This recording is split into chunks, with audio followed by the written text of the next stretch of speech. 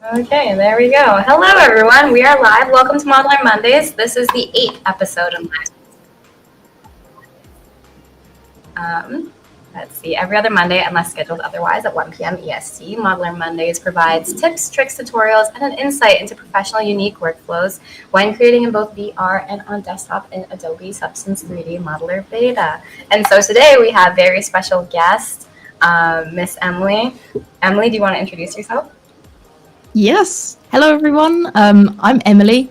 I'm a 3D technical artist here at Adobe Substance on the art and development team, which basically means I get to make loads of art essentially, but also sort of make tutorials or go and speak to people about Substance, just basically spreading the Substance love, really. And when it comes to making art, I just kind of like to make anything that's sort of inspiring. I love 3D because it gives you the freedom to make stuff you can't necessarily capture on a camera. So I like to make lots of quirky stuff like that, and anything pink, pretty much. I will love to make, but I do like to mix it up a bit with a lot of different things as well. For our Modeler Mondays today, I don't know if you can check it, but Miss Emily has pink eyeshadow on. Very, very cool stuff. Yeah, we love it. We also have Louise, who has offered to co-host with us today. Louise, do you want to introduce yourself a little bit? Yeah, sure. So my name is Louise Mélin, and just like Emily, I'm a technical demo artist at Adobe for the Substance team.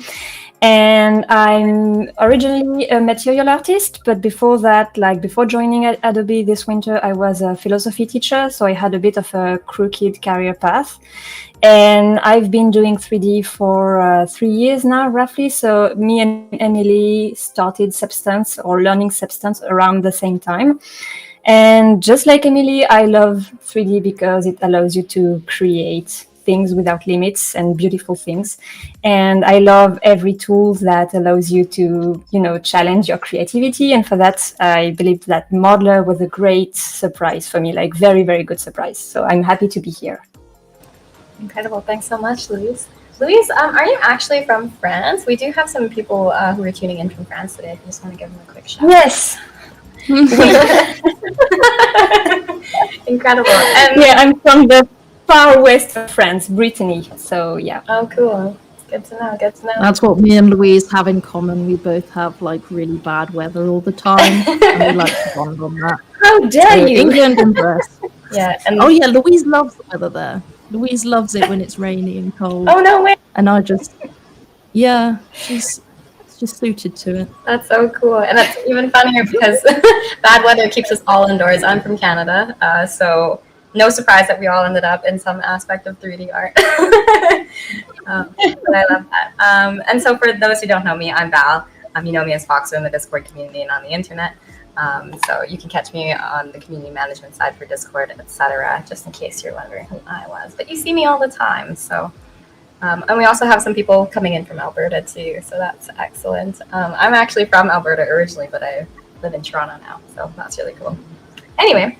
So today we have some really cool stuff for you. Emily is originally a texture artist, and she has made some really cool things with Modeler. Let's talk a little bit about what are the nuances around that? How did you actually change from Modeler and then how did you change from texture arting into actually creating, and what was that thought process? I think you have a PowerPoint to show us today, don't you? Yes, I do. It's interesting because I have always been a kind of hobbyist when it comes to sculpting and modeling. I like to do it. I don't think I'm the best at it, but it's something that I find really fun to do. And obviously I love texturing. The same with Louise. We both love making lovely textures in sort of Painter and Designer especially. That is our little baby. We love using it. But then sort of having Modeler there that kind of allows me to be able to just jump into it. A lot of the time, when I was sort of doing personal projects and sculpting, I'd go into something like ZBrush or something, and if I hadn't been in there for a good couple of months because I hadn't done a project in there for a while, I would forget everything. The UI is crazy because you can do so much in there, which is great. But as a hobbyist and as someone that was just going in sort of every couple of months or something, I'd really forget a lot of it. And so like having Modeler with its like kind of simplistic UI, you don't have to worry about sort of topology and stuff like that, really allowed me to kind of start using it a bit more. And it's also just a quicker process, at least for me anyways. So I'll start with this PowerPoint because otherwise I'm just going to witter on. So here is like a toast bot that I made. We'll get on to him later. There's another picture of him in here. But basically, these are some of the stuff that I kind of did sort of before working here. You can see there's a lot of designer on there. So a lot of fabric materials and just nice, pretty, elegant sort of patterns and stuff. We can see we've got sort of painter over here. This is from the Great Shoecase competition that Substance did a while back. And then also we got this one, which don't tell anyone, but it's actually not painter, it's Mary. But everyone, let's keep that a secret for now. But basically all texturing stuff. I did model that, but it's not a hugely complex thing. And you can see the Shoecase, obviously, shout out to Substance 3D Assets site, because that's where the shoe came from. Oh, nice. But yes, so essentially just all designer and painter kind of stuff. And then, you know, anything I showcase the materials on, I mean, this is just a plane, and these are just sort of simulated cloths that I just made in Maya or anything like that. But we'll move on to kind of the modeler projects that I've just been doing just in my spare time at the moment. This toaster was probably the longest one I did. I think I took a week on that. But you can see it's done by this lovely concept artist called The Donuts. I don't know if I'm saying that right, but he's on Instagram and he's like incredible at making these like cute, quirky characters. And I really want to do it for like ages. Like I had my eye on that for like a good couple of years before like I actually got to make something with it. Mainly because I was scared and because I was like, you know, it's a learning process. And I didn't want to like take someone's concept art and then just make a really bad sculpt out of it.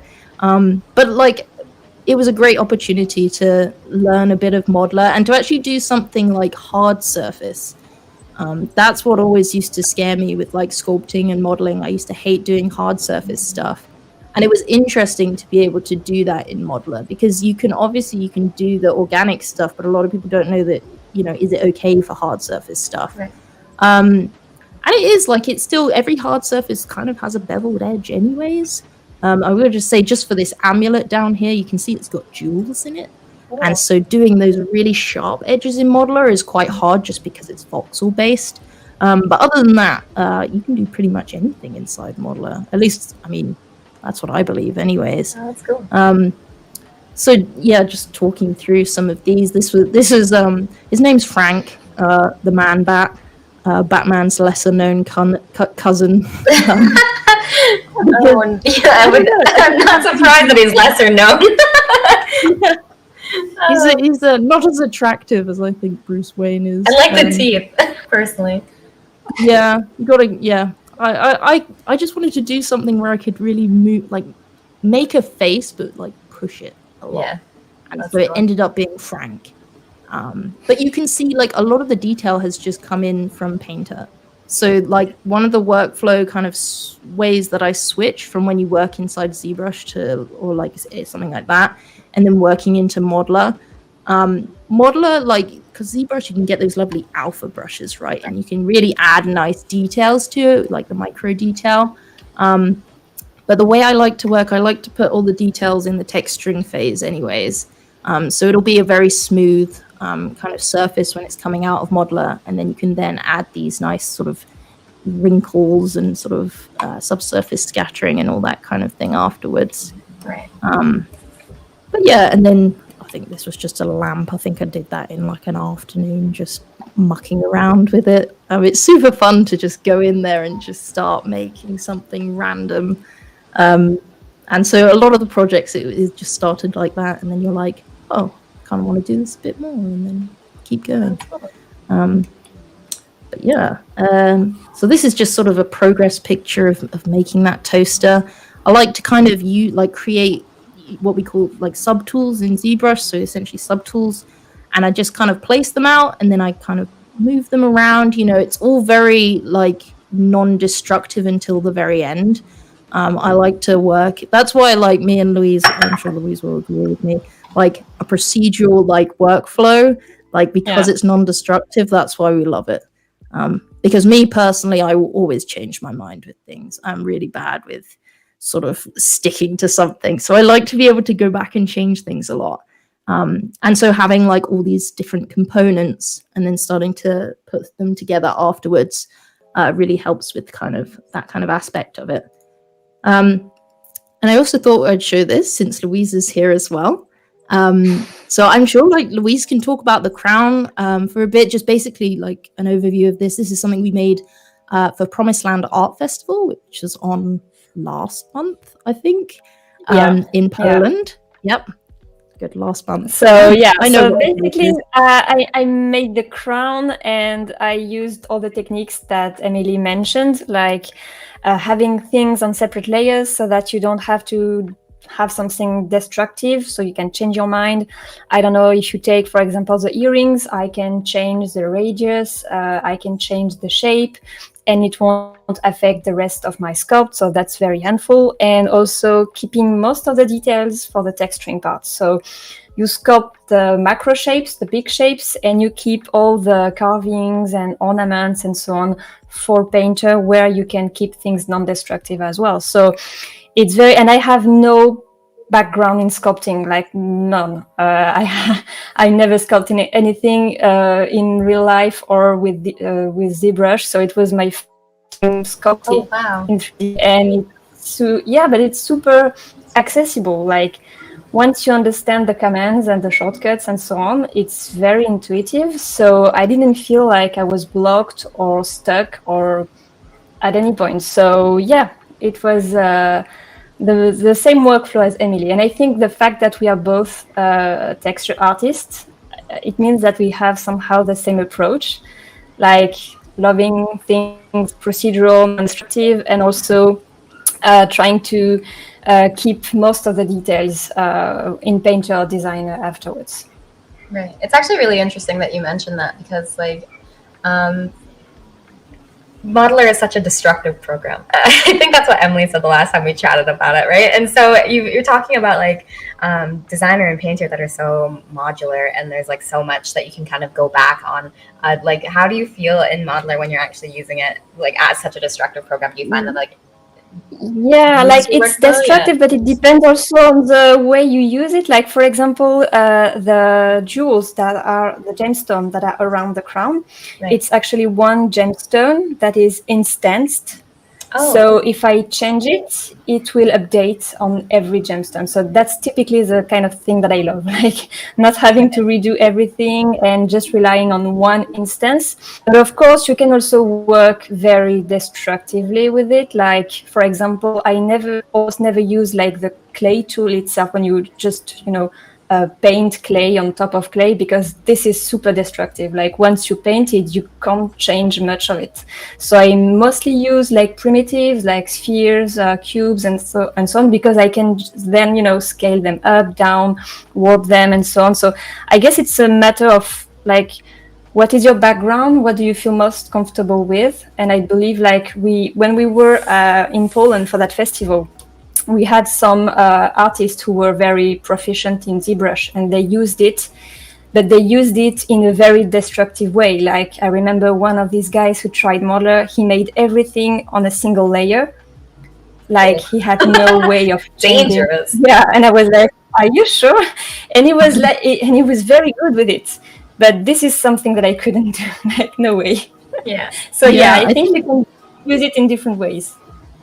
Yeah, it depends on like your workflow and how you prefer to work. Like that's like what Louise was saying. Like we prefer the non-destructive as you can make it, because sculpting is always going to be destructive by the end. Like you can't always go back. So we can make that workflow as like non-destructive as we can. But then some people who are like, like wizards of sculpting, like they'll just go in and just sculpt it. It's kind of like traditional sculpting in that sense. I always tell people like this software, I like to say we're kind of almost bridging the gap between like traditional and digital sculpting, because like for a number of reasons. So like one of them being like, it's almost like sculpting with clay. You're not worried about topology or like, UVs or remeshing or anything like that at this point. Until you go and export it and take it somewhere else, you can just focus on the art. You can just focus on doing it. The fact that you can also sculpt in VR as well is just super cool to me. Like at first I was like, I don't know, like sculpting. Same. I wasn't sold on it. And then the more that I used it, I was like, I get it, because you have 2 points of contact. You can hold like your whatever you're sculpting and be sculpting it with this hand, and it kind of gets closer to that whole using your hands to sculpt sort of clay and everything like that. And so yeah, it just depends on your workflow. I'd like to see it like on my Father Christmas wish list, like for like years to come. Yeah. I would love to see like us actually be able to use our hand sculpting. Cool. Like obviously like we're nowhere near that at the moment, like we're not even in 1.0, but imagine that in like a couple of years time, if we could have, maybe you got the fancy gloves, but we also do hand tracking with the Oculuses. If that's going to get better, that would be really cool to be able to actually start sculpting like with your hands. That would be so cool. But that's my like big like pipe dream for it. One day, maybe. We'll see.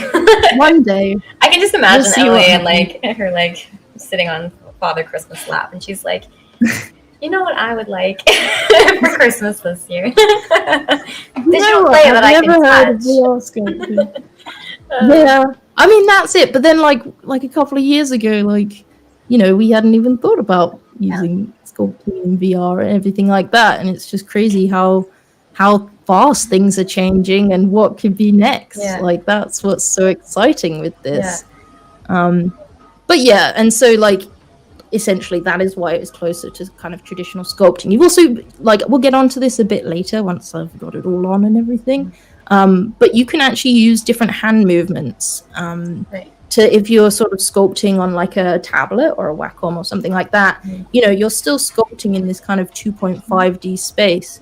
When you've got sort of the controllers or maybe your hands later on, then you can twist things. You can move in like more directions with it, which you can do like on a tablet, but it's easier. It's like more of a smooth workflow. Right.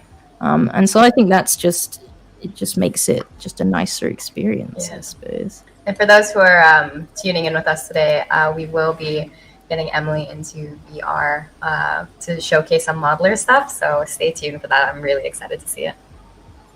Well, we'll certainly be trying. Who knows what would go wrong? So continuing on. This was just sort of a close-up of just the amulet that I made. I kind of touched on this a bit earlier, where we've got like the jewels that really maybe I should have made them in like a program that is a poly modeling program, because you have those such sharp edges, which obviously in a voxel-based sculpting, it's quite hard to get those sharp edges. But most of the time, for most objects, they have a slight bevel. If you look around your room, everything's beveled to a certain extent, apart from jewels. And gems. So that was the one thing that I learned during this project. But you can see I just basically made the amulet. You can see there's a lot of repeating, instancing, radial symmetry and all that in there. And then what's interesting is the chains as well. So the chains were actually made in Substance 3D Designer in its model graph. Most of them, apart from like the beads at the top. Which I added in Modeler later. But my point with this is that you can actually bring models into Modeler, convert them to clay, and then start manipulating them. Okay. And so I'll show you on this next video, if it plays. There we go. This always makes me think of McDonald's fries. No idea why. I can see it. Yeah. But you can see essentially I've brought that in. I kind of made it flat in Designer, just because it would be easier just to kind of move things and everything. Right. And then I brought it into Modeler to kind of warp it to the body. And you can see here I got a couple of artifacts just because you're working with such tiny chains. There may have been a better way of doing it, like maybe increasing the resolution or something. But the point of this video was to kind of just show that actually fixing those chains, I imported like just the chain, like just a simple chain primitive, and then just instanced that across, erased certain parts of it. And then you've got a cleaned chain after that, which I thought was really good, really simple to do. Just sort of. And also, Emily, maybe mention the fact that in VR you can really zoom in super far, like getting very close. Yeah, definitely. Like, I don't know, like, about other people, but I find when I zoom in really close, like in 3D, sometimes you can sort of get stuck a little bit. But in VR, like, you can get right in there, so the sort of chain is like a massive like donut in front of your face if you really want to. And that's essentially what I was doing here, because you're working with such tiny things, Right. you know, when it comes out of there. It was super useful to be able to do that. Oh, it's playing again. Oh, that's all right.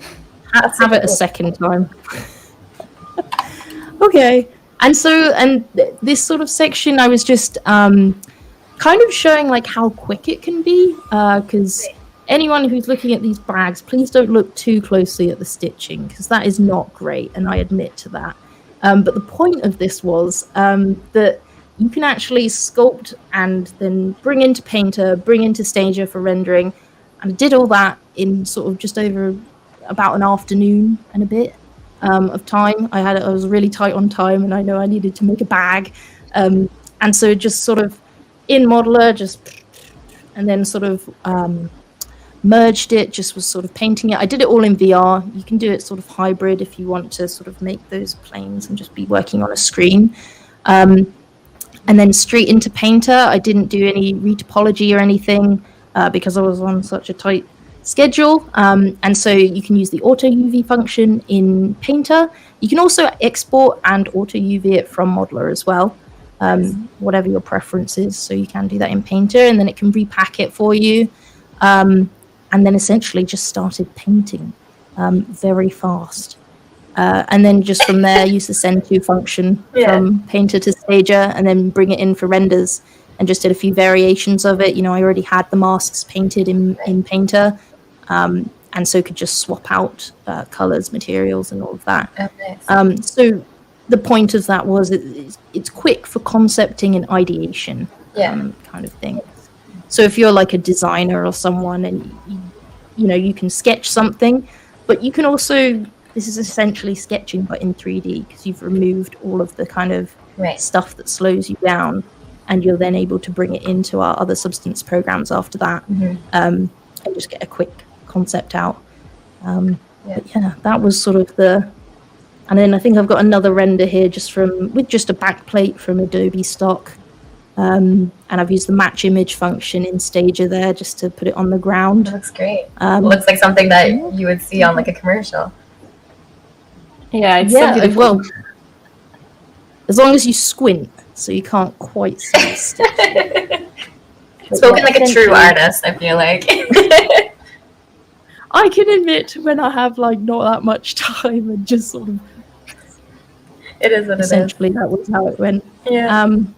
But yes, and so that kind of leads me on to my next slide when we're talking about sort of speedy sculpting. I wanted to talk about Sculptober for a little bit, if that's okay with everyone. Because I love Sculptober. Like last year I didn't really get a chance to do it that much, but I did the year before when I was just experimenting with sculpting and just trying to get better at it. And you know, just from a hobbyist perspective, it's brilliant just to be able to do some fast sculpting. And so for anyone that doesn't know, this is the prompt list and everything. It was created by a user called Polygon. You can see all the sort of hashtags and all that kind of down with the kids' business at the bottom. And essentially, you just have to sculpt according to the prompt every day. And that just helps you, I guess, get better at quick sculpting. Helps just sort of creativeness, I suppose, because you're just going off of a prompt and you just got to find something. But I was going to kind of talk about it with the Substance ecosystem. So when I first did Sculptober 2 years ago, I was using ZBrush, and I was using the Polypaint in ZBrush, and then I was using the ZBrush to Photoshop plugin to do the rendering. And so it was kind of all placed in there. because what I find is when you're doing this, the sculpting, you can be quite quick at that. You can do like an hour sculpt, or however long you want, and it's then the phase after that, the kind of the texturing, the layout, the rendering phase, that can really slow people down, because you've made this lovely sculpt and you just want to make it look lovely. But it can be really sort of slow to be able to do that. So the kind of polypaint ZBrush to Photoshop method, that was helpful. It was quite quick to do. But I think this year I want to be able to use the ecosystem with it, because we have Modeler now, because we can not worry about topology or anything like that. We can auto UV unwrap it. We can put it into Painter, add stuff from assets sites, so like materials from there. If I've got some designer materials, I can put it on there as well, and then just use the Send to Stager and just to get some nice quick renders out of it, which I think is going to be game changing. I think when I first kind of started using Modeler, I was like, this would be good for Sculptober. So now we are here, and I am excited to be able to use it, because you can literally just focus on your art and you can make it look lovely and everything. Do it quickly, once like Louise was saying, once you know the kind of hotkeys and the commands. And I find it easier than a keyboard, because obviously a keyboard's just a bunch of buttons in front of you, but you've kind of got the muscle memory when you're using the controllers. And so to be able to make a really quick sculpt and then just throw it into Painter, add some textures to it. You don't even have to put it in Painter, really. You can just put it straight into Stager and just start applying materials on there. So that's pretty cool. And so have you been participating in Sculptober thus far then? I have done the one for today, because Incredible. I was not here at the weekend. So you can see this one just in the corner here that I did rest. So it's a lovely, I think it was meant to be a fairy, but I didn't put any wings on her because it looked a bit funny. But you can see she's just having a nice rest on a little lily pad. And I like, my favorite thing to do inside Modeler is to make flowers, because you can make some really intricate flowers really quickly, which I didn't do for this one. You can see they're quite simple. But I always like to incorporate something like that in there, just so I can use the radial symmetry, because that is honestly the most fun thing to use. Louise is laughing. Why is that funny? I know that feeling when you're trying to find an object to sculpt, but you want to use radial symmetry because it looks so good. So yeah. You got a plan to put it in there, so that you can use it and everything. And also her hair was quite interesting to do. I think how did when you we make get it, onto the by kind the of way? I will show you in the next section. Here we go. All I right. will touch on that a bit. Okay. So yeah, I mean, I think this is my last slide anyways. I was just going to say I will give it a go at just sort of blocking out a bit of it and sort of showing you the hair and the flowers and that inside Modeler, because I think they're the fun parts, essentially, at least for me anyways. So why not have a bit of fun in it? Let's do that, actually. We're at like halfway through our stream, so it's perfect timing too. Oh, good. I've been wittering on for half an hour. Brilliant. And we love that. That's what we're here for, is to witter on. Good. It's the one thing I'm good at. Okay, brilliant. So shall I switch over to Modeler then? Yes, please. That would be incredible. Beautiful. Here's where it might all go wrong, but That's okay. It's a live stream. We are prepared for all kinds of shenanigans. it Isn't that keeps right, us on our toes. Yeah. So okay. So I will put this on. Oh, gotta take my lovely hair clip out. I was wearing pink because it's Mean Girls Day. It's Mean Girls Day. This is the closest thing I own to pink, I realized. But you've got your red blender in the Darker. background. Right. So Perfect. Still not pink, maybe. it's close. It's close. We'll get there. Are you wearing pink, Louise? No, I'm not, but I'm wearing kittens. I don't know if you can see it, so I feel like Close enough. It's good enough. Kitten, pink, same thing. All right. Can you guys see me? I literally have no idea. Yeah, you're looking good. Okay. Thank you. Wonderful. Okay. All right. So essentially what I'm going to just start off with is just the lily pad. We're not really going to go into that too much today, just because it's just a cylinder with a chunk sort of taken out of it. I like to use the kind of gizmo tool when I'm not just placing stuff, and then if I like just double tap this kind of joystick just down, I can center it like that, and then I can go in and get the cylinder and just make it a bit bigger, just so she's got something to lie on, and then we'll get into the kind of more interesting stuff, I suppose. Yeah, I'm actually really excited to see this process too, because it's really interesting to me, like how texture artists, especially because you, Louise, and Emily, you both were originally texture artists before you went into modeling. And so I'm kind of curious, like, is there a reason why you made the switch? Like, is there, what's the thought process behind there? Because usually, like, I've known modelers where they sculpt and they're like, I will never pick up a poly paint brush if I can help it, right? And then they just have like these really beautiful renders of all these gray models, which I mean is fine, it's what it is, right? But you rarely see people like move one way or another, so I'm curious. Yeah, well, I can answer first. So one thing, when you love to texture, which is my case, like I love to have ready models, like models that I don't have to model myself. And so the modeling part always was the boring part for me. Like I have to do it because I have to apply my textures on something. But when I started learning Modeler, I realized that I could create things that I would never have dared to model myself before, like with traditional poly modeling, like very organic sculpts. And so it's great because when you are sculpting that you are going to texture that after. And so this is for me like the main motivation is, okay, I love the sculpting part, but I'm not losing sight of the end goal, which is to create beautiful textures on top of it. So, and in the end, like when you start sculpting, it gets, I don't know how you say it in English, but it gets interesting by itself. Like you love the process of sculpting itself. But then for me, it was mainly about creating an object from scratch that I would then be able to texture. So it's maybe different for like real sculptors, but yeah. That's really cool. What about you, Emily? Is it the same? Yeah, I would say essentially the same thing. I've always just really enjoyed, just sculpting. Like I've enjoyed drawing a lot, before that, but I wasn't very good at it. And so it's hard to get into something if you just keep drawing stick men.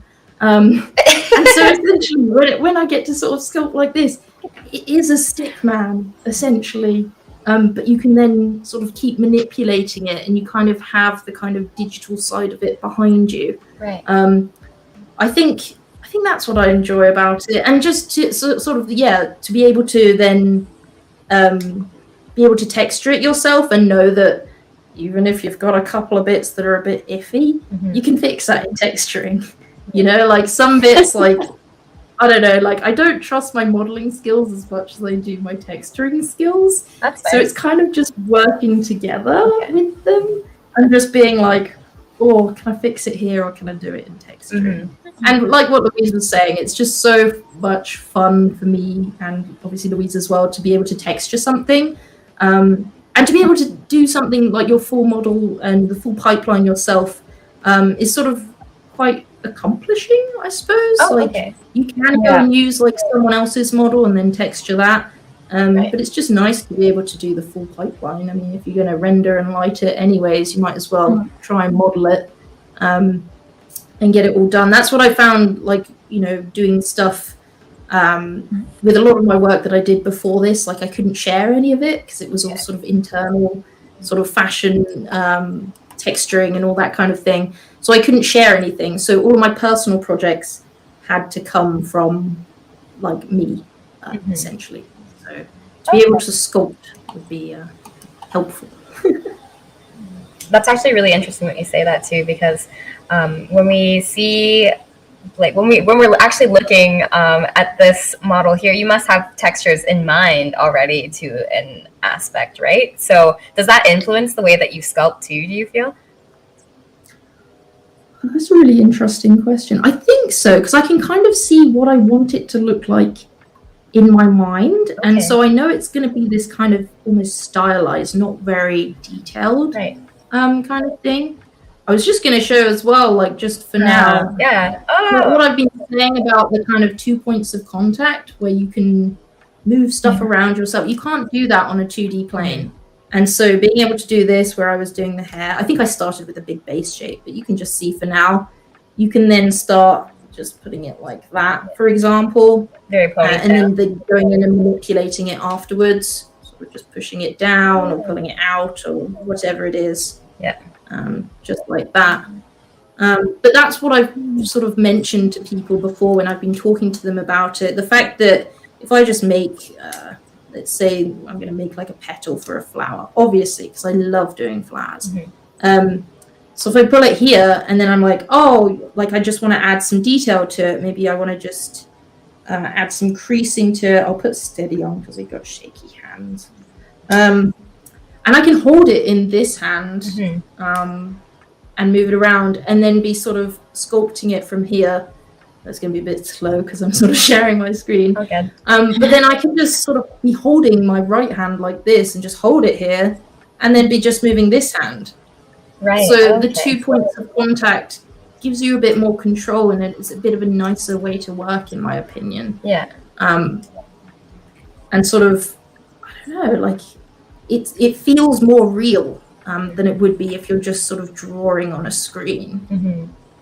Almost like tactile in a sense, right? Because like you're moving one hand instead of what you would expect is just to be able to just use that one hand, which I feel like most people, I'm like shaking my hand, my fist at the screen. It's on a tablet, you've got like your pen, and that is the hand in which you manipulate everything on screen for the most part. It's not like you've got like two hands on a tablet yet, I don't think. But it's really cool to see that VR enables you to do that in multiple degrees of freedom. And so, like, are you looking for more of a tactile experience then when you're creating? I would say so. Like, I like being able to kind of be in it.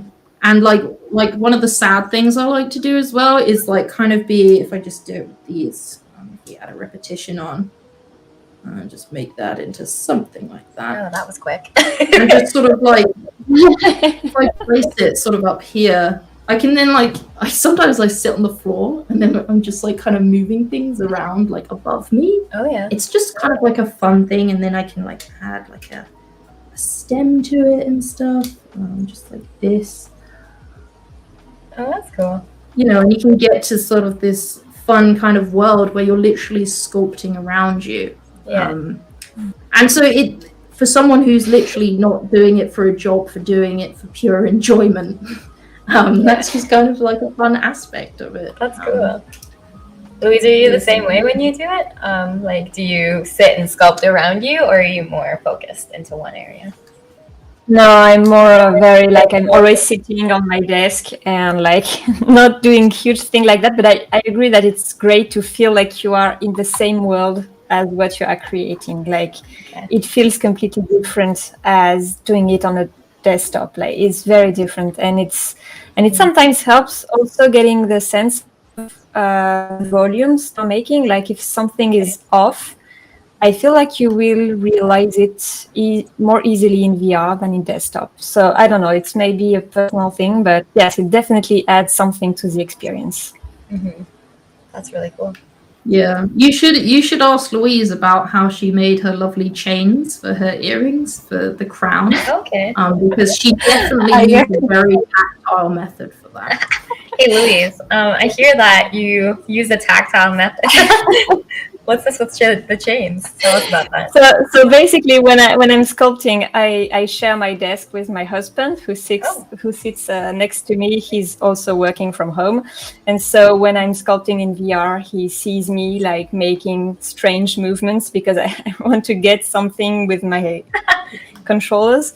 Yeah. And so for the chains, like I made, like for the crown, there is earrings on the sides, and they are held by chains.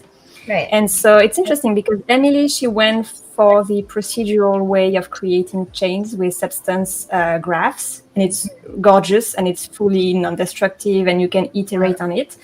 And I went for a fully destructive approach, like simply choosing torus. So it's one of the primitives of Substance modeler. And well, if you do a fast enough stroke, it will stamp little little chains along the way, so you can create very quickly chains and stuff like that. So it's very funny, and it's one of that situations where being in VR and having that very gestural way of texturing is making a difference. Okay, that's really cool. Have you ever like gotten into your husband's face before when you're full arms out? Not yet. But I almost broke a cup of coffee like that. So I feel this is something that happens when we work in VR. I don't know about you, Emily, if you broke anything while sculpting, but I have not broken anything. I have punched my partner, and not when sculpting, might I add. I'm not that, I'm not that aggressive when I sculpt. I don't think I am. Maybe I am to like the outside world. I don't feel like I'm being overly aggressive with my sculpting.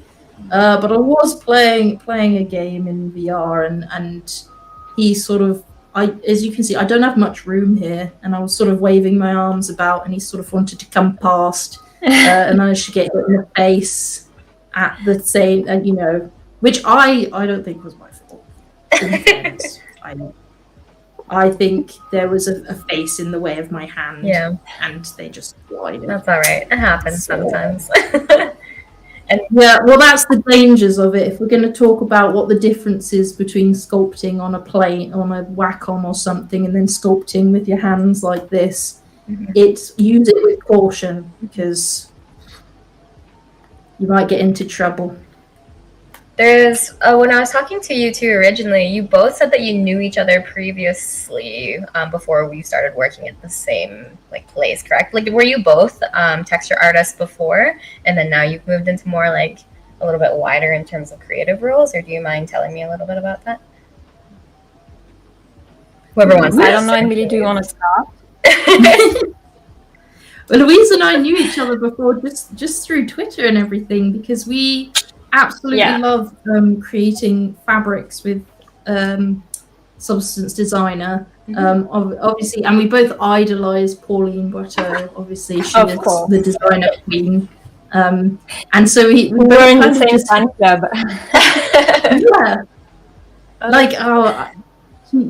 And so just seeing like Louise's work online got us talking together. Right. We used to be like, woo, I love your work, and everything to each other.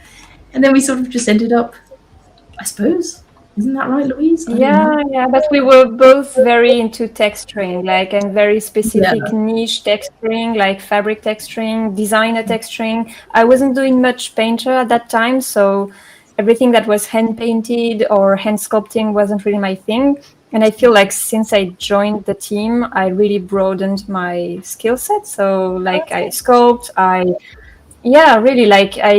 I was very super substance designer all the time. I feel like, Emily, you had that phase too, where you would do anything in substance designer. And so now I spend less time with it, but I feel like it's better because I got the chance to learn new ways of doing things. So, and definitely being able to sculpt, it really made a difference, because now I can create my own models, and I don't have much limits for that, except my patience and my dedication. But other than that, you can do pretty much anything. Yeah, it must have been frustrating before, especially for texture artists, to find specific assets for what you're you must have something in mind. And then you're looking for the thing, and you're like, I just cannot find it. Describe what that's like. Exactly. I remember when I was just browsing through Sketchfab or, assets libraries, so to find the right model for what I wanted to do. And when it wasn't there, to create it myself, and it was a huge, limit of my workflow. I had to, especially for complex stuff, it was a bit limiting. So now, being able to sit, you don't have much limits then. Oh, nice. Yeah. Anything to say to that, Emily? Yeah, it was difficult because there was, I don't think I was using asset site at the time. It's still quite a new thing. And so to be able to find something that was ready to be painted on, that I didn't have to do loads of retopology with, or loads of UV unwrapping and stuff. because that you don't want to have to do that with everything. Sometimes you just want to go and start texturing something, which is why we're so lucky to have Asset Site now, because all of those assets on there, they're fully like retopologized, they're optimized, they're ready to go into game engines and everything. So that's like really sweet to have at the moment, but I didn't really have that when I was kind of doing all these personal projects. And so I kind of had to sculpt stuff, and there have been projects where I've been like, I don't want to do this anymore, because I'm at the sculpting phase and I'm like, this looks so bad, I don't think I'm even going to make it to texturing, and then you kind of lose kind of drive with it and everything. And so it can be a real block, I think, especially if you're like fully just into texturing. You can kind of do sculpting and modeling, but you know, it's not like a great and this is something with 3D as well. Like, coming from a different background, when I started learning 3D, I realized that there was so many things you have to know. Like, a lifetime wouldn't be enough. Like, you have to know how to model, how to at that time I didn't know what topology was. I never retopo anything, so, and I'm very glad because this is like a lot to learn. But I feel lazy to say that, but in the end, it's true. Like, if I can get past that phase and just go from sculpting to texturing, it's even better, because otherwise it takes you months really to get full projects done. So that's something Modeler help with, like with the auto UV feature. Just send it to Painter and it works just fine. Well, that's really incredible. Like, and also so interesting to hear about like some of those roadblocks that you experienced too in your own workflow. Do you think like Modeler has helped either of you when it comes to like any specific roadblocks that you have had when you're going through your full workflow, especially considering that like you're going to texture this at the end of it and you want to have like a really beautiful product by the end? Is there like anything that I'd say mainly the issue of the UVs, like not having to, because the topology and the UVs are connected in a way, since we don't animate really or rig or models, so we just want still models to texture. So we only have clean UVs with a good resolution, good textile density. So being able to let Modeler handle that and just deal with it in Painter after, and not having to go through another software and just having to recreate the whole geometry. Like, I don't know how many times it took before, like in the old days of 3D. I'm sorry if people already did some retopology in the past days, but I haven't. Like I said, having the opportunity to save so much time, and that's the time you can put into the actual creative process, because retopology is not creative, it's just boring. Sorry. For those who love retopo. But I know that some people love retopo, so I don't want to offend anyone, but that's okay, you're allowed to have an opinion. It's here. usually like kind of like a I actually really like retopo personally. Like, I'm not just saying that. I find it like a soothing process almost, because it's like very technical heavy, soothing, and it's like draw your squares, which I really appreciate in some aspects, because it's like a not mindless. Sorry, I feel like we're just pooping on people who love to retopo, but for me, it's like a mindless activity. It's like I need to relax. I'm gonna retopo.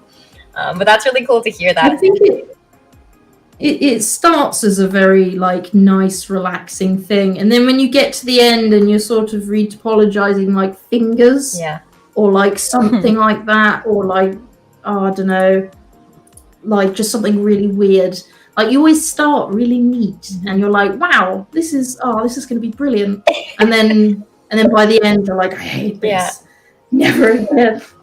And that's why Modeler retopos automatically for us. Thank you. And team. You can do it manually. Like, there are some projects where I've been like, I kind of want to do this manually. Not like, obviously there's animation projects. I haven't done any of them in a very long time, but for some things you just kind of want like a good flat surface. And auto retopology and auto UVing, it's never going to get it exactly perfect as if you've done it manually. Right.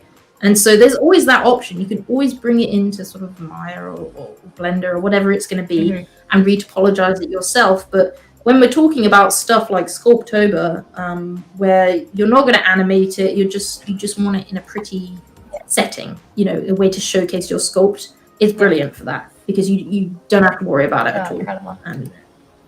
just get on with it.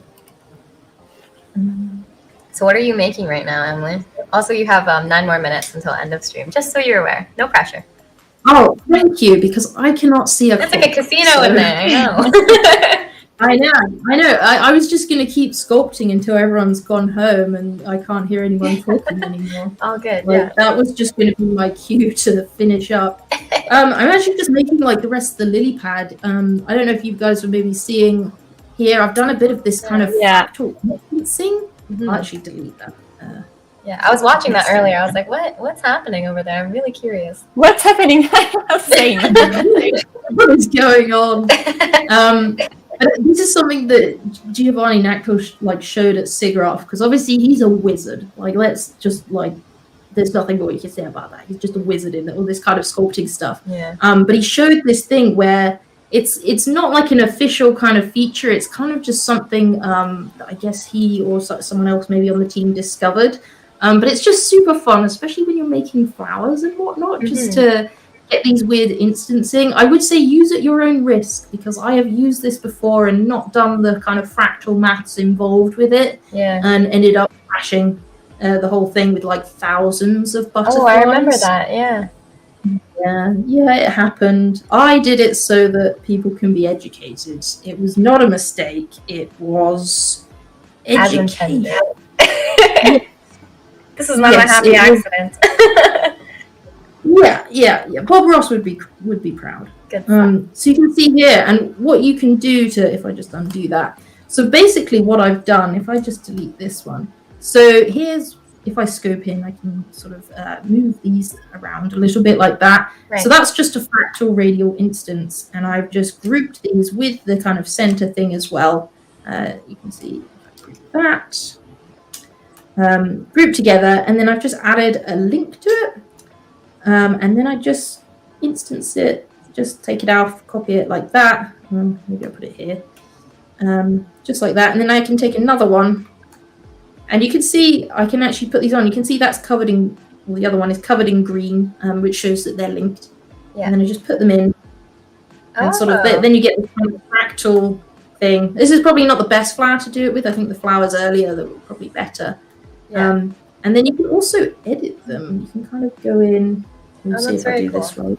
See, this is the procedural brain at work. That's what we're seeing here, I feel like. Yeah. It's all fun and games until you crash it and you've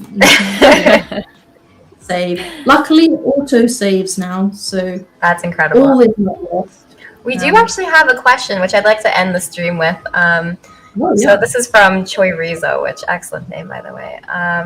Is there a top feature request that you, Emily and Louise, have for Modeler? Louise, do you want to go first, or do you want me to go first? I've got my Christmas wish list. I guess we all have tons of ideas and stuff we'd like to do in Modeler, but I say the most important one for me now, the way I work with Modeler, would be to assign texture sets within Modeler so that I won't have to do it in another software. Because right now you export with the UVs, but it's all on the same level. So you have no geometry hierarchy when you go into Painter. So you don't have different texture sets per, I don't know, like for your project, Emily, maybe you want one texture set for the lily pad and one texture set for the character and so on. And right now, if you send it to Painter as is, you will only have one texture set, which is a bit harder to work with. So definitely have more export options. And the rest, I know that some people, for example, who are used to ZBrush want tons of options for their brushes and so on, and alphas. And I don't think that's super, like, it doesn't really match the philosophy of Modeler, which is to keep things simple so that you can really let your creativity do the rest. So as Modeler is, I don't see much to add except like a few more export options. Yeah, that was, to assign texture sets, I think that's a really good one to have. Just because with Painter, when you're working in texture sets, that can make things a lot easier. For me, I would like to get, just like for a personal thing, because I'm like this kind of person that changes her mind a lot. When I've already made something like this, it would be nice to be able to then be able to like non-uniform warp it after Yes, agree. Yeah, but you can still do it. For example, if I wanted to make this a bit taller, Right. Yeah, with the warp, but it's a bit like it should be in the options of the object, I feel. And I'll take the radial thing off. I can then add the hardness on. Put the hardness up, and then just pull it up. Oops. Like that. Oh. So there is a workaround to it, and like, but it's just if you have something kind of curved or something, you then want to be able to kind of warp it. But then that is hard because you might lose sort of fidelity and stuff. I'm sure there's like a big process that I have like no idea, like how hard it is. But that's like my Father Christmas wish list, among other things, you know, with the sculpting with the hands. But I'll give us all a couple of years until I start asking for that one. Oh, yeah. But yeah, that's like, I just think it's such a usable software already. Like, we're not even in 1.0 yet, but I still really enjoy using it for projects, which I think is great. Like, it's so awesome to be able to, as a hobbyist, use this and like be able to say, yeah, I can do stuff in it. Yeah. Because sometimes, you know, I doubt myself that I can do things. All good. All right. I think that is all the time that we have today. Thank you so much for showcasing all this cool stuff, Emily, and for coming on as well, Louise, to be able to talk about your experience as texture artists, and then now kind of venturing into the sculpting world with Modeler. We'll take this off now. That's super nice. Welcome back. Switching straight between. I'm now really sweaty. Nice. It's a lot darker than when I went in there. Have you ever done that where you put your headset on and during the daytime and then you take it off and it's just midnight and you can't see anything? Yeah, that's the thing about it as well, because if I'm doing a project in there, like 4 hours will go. There's no clock. Yeah. And which is a good thing, because I get stuff done and I don't get distracted by things outside, which is really a bonus. God, I'm really shiny now. Look, I'm wearing pink on my face. I like it. Well. There you go. Okay, great.